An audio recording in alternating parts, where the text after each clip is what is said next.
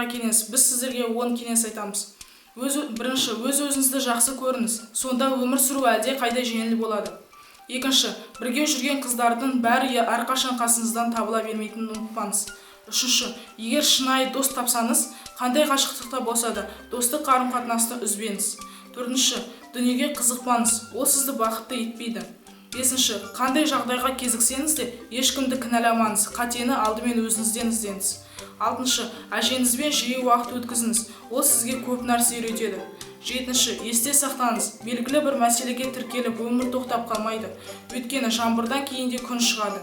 Сегізінші, барлық нәрсеге шайқаса берудің қажеті жоқ. Тоғызыншы, өзіңізді өзгелермен салыстырмаңыз, ол сізді секілді ешқашан бола алмайды. Оныншы, сезіміңіз соншалықты берік болса да, махаббатқа қатты берілмеңіз, себебі сіз өз-өзіңізді жоғалтып алуыңыз мүмкін.